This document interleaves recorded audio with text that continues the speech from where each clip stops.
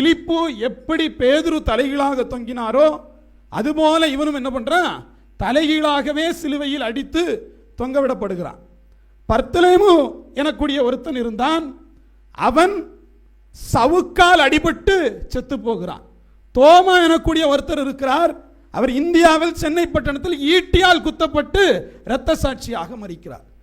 நம்ம யாரை சொல்லிக்கிட்டு இருக்கிறோம்? சீஷர்களை சொல்லிக்கிட்டு இருக்கிறோம். என்ன அனுபவிச்சவங்க? நிந்தை அனுபவிச்சவங்க. ஆனபடியினால் அவர்கள் என்னவாகப்பட்டார்கள்? பாக்கியவான்களாகப்பட்டார்கள். எத்தனை பேர் நிந்தையை அனுபவிக்க தயாராக இருக்கிறோம்?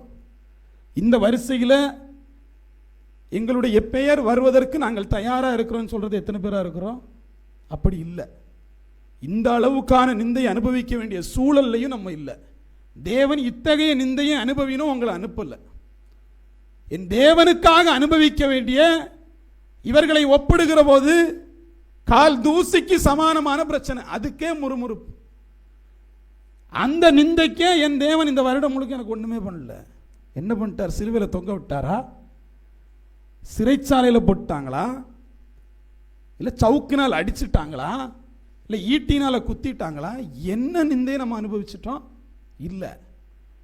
நிந்தையை அனுபவிக்க நம்ம தயாராக இல்லை. இதுதான் நிந்தைனா நீங்க அனுபவிக்கிறதெல்லாம் எந்த லிஸ்ட்ல வரும்னு சொல்லுங்களேன். இதுதான் நிந்தை என்று சொன்னால் இன்று நீங்களும் நானும் அனுபவிக்கிறது நம்ம என்னன்னு சொல்றது? வாசிங்க யோவானுடைய புஸ்தகம் 21வது அதிகாரம் அதனுடைய 18-19 வாசிங்க. நீ இளவயதுள்ளவனாய் இருந்தபோது உன்னை நீயே அறை கட்டி கொண்டு உனக்கு இஷ்டமான இடங்களில் நடந்து திரிந்தாய். நீ முதிர் வயதுள்ளவனாகும் போது உன் கைகளை நீட்டுவாய், வேறொருவன் உன் அறையை கட்டி உனக்கு இஷ்டமில்லாத இடத்துக்கு உன்னை கொண்டு போவான் என்று மெய்யாகவே மெய்யாகவே உனக்கு சொல்லுகிறேன் என்றார். இன்ன விதமான மரணத்தினாலே அவன் தேவனை மகிமைப்படுத்த போகிறான் என்பதை குறிக்கும்படியாக இப்படி சொன்னார். அவர் இதை சொல்லிய பின்பு அவனை நோக்கி என்னை பின்பற்றி வா என்றார். பாருங்க,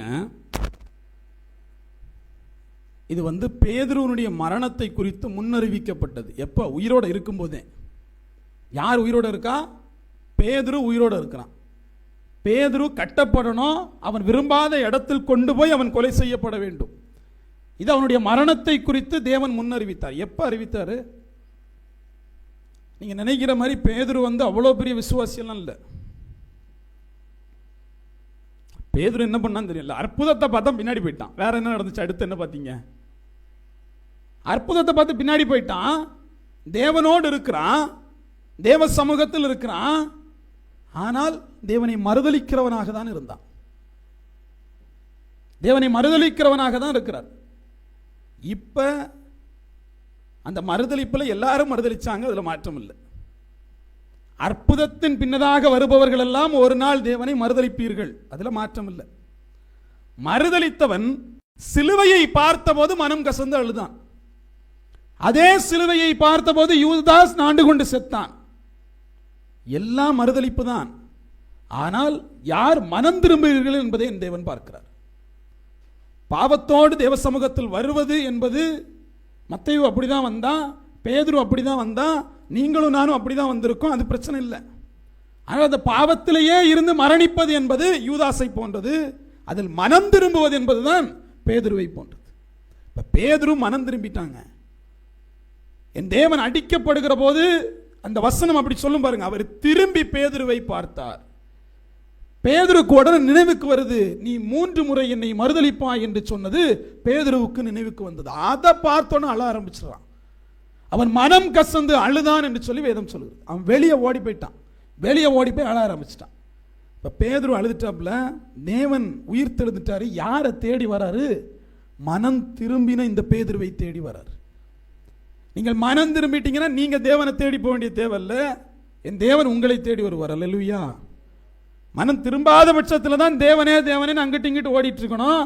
நீங்க மனம் திரும்பிட்டீங்கன்னா என் தேவன் உங்களை தேடி வருவார். அங்க பேதுருவை தேடி தேவன் போறாரு. போயிட்டு கேட்ட கேள்வி என்ன?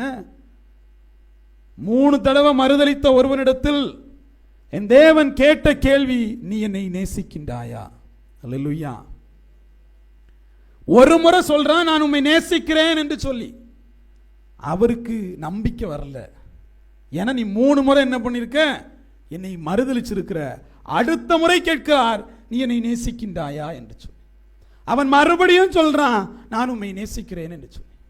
அவர் விடுற மாதிரி இல்லை, மறுபடியும் கேட்கிறாரு, நீ என்னை நேசிக்கின்றாயா என்று சொல்லி. பேதுரு மறுபடியும் சொல்லுகிறான், நான் உம்மை நேசிக்கிறேன் என்று சொல்லி. அருமையான தேவஜனமே, நேசிக்கிறேன் என்று சொன்னதற்கு பரிசாக அவர் கொடுத்ததுதான், நீ இப்படி மரிப்பாய் என்று சொல்லி. அல்லேலூயா. அவர் என்ன கொடுத்திருந்திருக்கணும்? அவர் ஆசீர்வாதம் ஏதாவது கொடுத்திருந்திருக்கலாம்ல. அவர் சொன்ன வார்த்தை என்னன்னா, இன்னைக்கு உன் விருப்பப்படி நீ நடக்கிற, ஆனால் உன்னுடைய மரணம் என்னை மகிமைப்படுத்தும் என்று சொன்னார். நீ விரும்பாத இடத்திற்கு உன்னை கெட்டி கொண்டு போய் உன்னை கொலை செய்வார்கள், அந்த மரணம் என்னை மகிமைப்படுத்தும் என்று சொல்லிட்டு முதல்ல ஒரு வார்த்தை சொன்னார் தெரியுமா? அற்புதத்தை பார்த்தவன்ட்ட என் பின்னே வான்ட்டு. இப்ப மறுபடி அவனை கூப்பிடுறாரு, அற்புதத்துக்காக வராத, பாடுக்காக என்னை பின்பற்றி வா என்று சொல்லி. அவன் தேவனை பின்பற்றி செல்லுகிறான். அல்லேலூயா. அற்புதத்திற்காக அழைத்த பேதுரு ஒரு கட்டத்தில் மறுதலித்து போனான். ஆனால் பாடுகளுக்காக, மரணத்திற்காக அழைக்கப்பட்ட பேதுரு அதை நிறைவேற்றி தேவனிடத்தில் மகிமையில் சேர்ந்தான். அல்லேலூயா. நீங்கள் அற்புதத்திற்காக வந்தீர்கள் என்று சொன்னால் சிலுவையோடு உங்கள் பயணம் முடிந்து போகும். சிலுவையை உள்ள அந்த உபதேசம், சிலுவைக்கான அந்த ரட்சிப்பு, சிலுவையுடைய அந்த அதிசயம், அற்புதம், பரலோக ராஜ்யம் உங்களுக்கு கிடைக்க வேண்டும் என்று சொன்னால் தேவன் மரணத்தினூடாக உங்களை அழைக்கிறார். நான் என்கிற அந்த பேதுரு மரணித்து யாசுவா அவனுக்குள் உயிர்த்தெழுந்தார். அல்லேலூயா. ஆசா பாசங்கள், அற்புதங்கள், உலக இச்சைகள் எல்லாம் மரணித்து போனது. யாசுவா அவனுக்குள் உயிர்த்தெழுந்தார். அவன் அதுக்கப்புறம் எப்பவாவது போய் இந்த உலகத்தோடு ஒற்றி இருந்தான், தேவனை மறுதலித்தான். நீங்க பார்த்தீங்களா? இல்லை. அதன் பிற்பாடு அவனுடைய வாழ்க்கை பயணம் என்பது தேவனை மகிமைப்படுத்துவதாக இருந்தது. அந்த மகிமை எப்படி நினைச்சீங்க? ரோட்டில் அடி வாங்கிறது, சிறைச்சாலைக்கு போறது, இறுதியாக மகிமையிலே அவருக்காக மரணித்தது. அல்லேலூயா.